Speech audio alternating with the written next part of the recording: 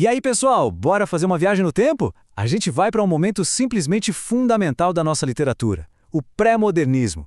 Foi uma época em que os escritores pararam de olhar só para a Europa e finalmente viraram os olhos para dentro, para a gente descobrir e, olha, denunciar os vários Brasis que viviam escondidos por aqui.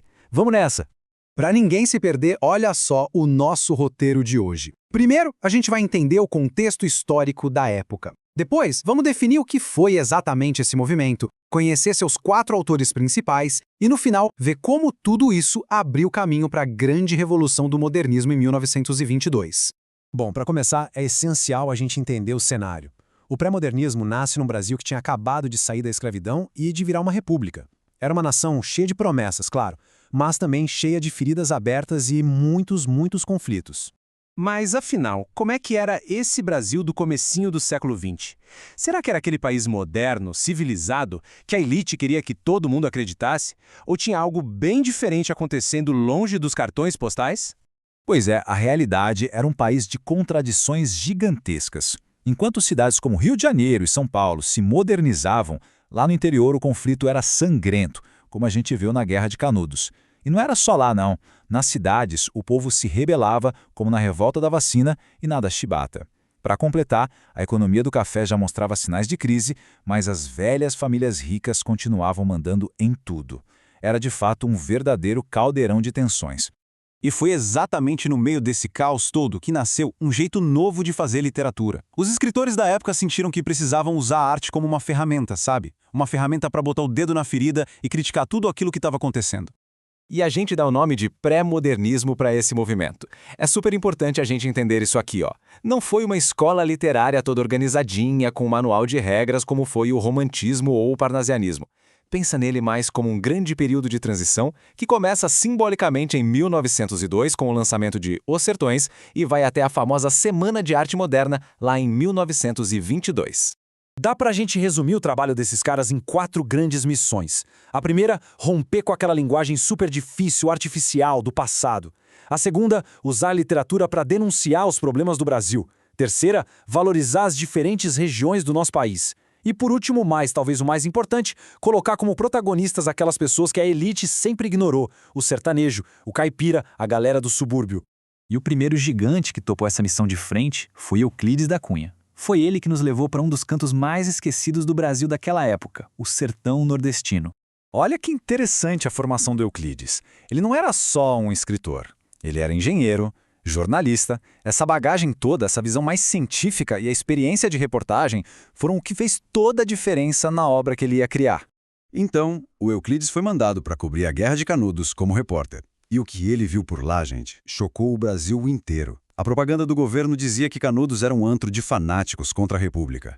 Mas o Euclides mostrou uma realidade completamente diferente. Era um povo desesperado, lutando contra a miséria, a seca e o total abandono do governo. E essa frase, o sertanejo é, antes de tudo, um forte, resume tudo, né? Ao invés daquela visão preconceituosa de que o sertanejo era atrasado ou ignorante, Euclides revelou a força, a resiliência daquele povo, a capacidade dele de sobreviver num dos lugares mais difíceis do mundo. Ele nos mostrou um herói que ninguém conhecia. Saindo do sertão, a gente vai agora para outras margens do Brasil com mais 2 gigantes. Lima Barreto, que botou a lupa nos subúrbios do Rio de Janeiro, e Monteiro Lobato, que retratou o interior de São Paulo que estava em decadência. Esse quadro aqui ajuda muito a gente a ver como eles se completavam, olhando para cantos diferentes do país. O Lima Barreto foca ali na vida urbana, no funcionário público, no preconceito racial que ele sentia na própria pele. Já o Lobato vai para o campo, para a região do café, que estava em crise, e critica o atraso e o abandono daquela gente.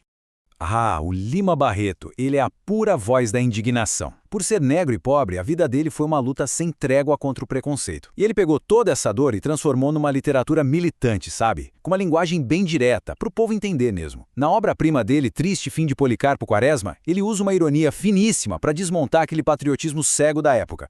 Agora, o Monteiro Lobato, que figura complexa, cheia de polêmicas. Muita gente só lembra dele por causa do Sítio do Pica-Pau Amarelo, mas ele foi muito além. Foi um intelectual super engajado, um editor que revolucionou o mercado de livros no Brasil e um crítico afiado do seu tempo. E o ponto central para a gente entender a crítica do Lobato é o personagem dele, o Jeca Tatu. No começo, o Jeca era pintado como o retrato do caipira preguiçoso, atrasado. Só que aí vem o pulo do gato. O próprio Lobato mudou de ideia. Ele percebeu que o Jeca não era preguiçoso porque queria, mas sim porque era uma vítima de doenças como o amarelão e do abandono total do Estado. O personagem virou então uma denúncia poderosíssima. Beleza, agora a gente vai dar uma pausa na prosa para mergulhar num universo poético, olha, completamente diferente de tudo que já tinha sido feito. Vamos falar de Augusto dos Anjos.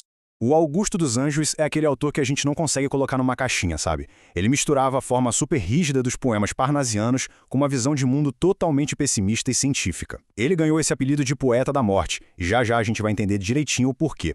Se liga só nesse começo de poema. Eu, filho do carbono e do amoníaco. Gente, como é que começa um poema assim? Essa era a pegada dele. Uma linguagem que chocou todo mundo, misturando poesia com palavras da ciência para falar sobre a angústia de existir. É que na visão dele, não tinha essa de alma imortal, vida após a morte, nada disso. Para ele, a gente é só matéria orgânica, um amontoado de moléculas que nasce, sofre e um dia se decompõe. A poesia dele fala disso, da decomposição, dos vermes, da matéria. É uma visão bem brutal, né? Sem nenhuma esperança de algo além, usando a ciência para expressar a dor que é viver. Ok, e depois de conhecer toda essa galera, fica a pergunta, qual foi o grande legado que eles deixaram? A resposta é que eles construíram a ponte que iria levar a literatura brasileira para sua maior revolução, o modernismo. Olha só nessa linha do tempo como as coisas se encaixam perfeitamente. Tudo começa lá em 1902, com o Euclides abrindo a porteira.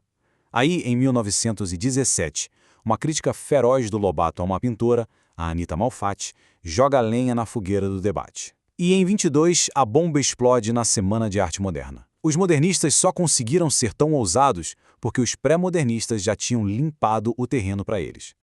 Então, pessoal, para fechar, se a gente tivesse que resumir tudo numa ideia só, seria esta aqui. A grande missão desses escritores foi tirar o véu e mostrar que não existia um Brasil só, mas vários Brasis que eram esquecidos, ignorados e oprimidos pelo país oficial da elite. E isso tudo me faz pensar numa coisa, e eu queria deixar essa provocação aqui no final. Se a missão deles foi revelar o Brasil do início do século XX, qual será que é a missão da nossa literatura hoje? Que realidades, que Brasis escondidos ainda estão por aí, esperando um escritor ou uma escritora para dar voz a eles? Fica aí a reflexão.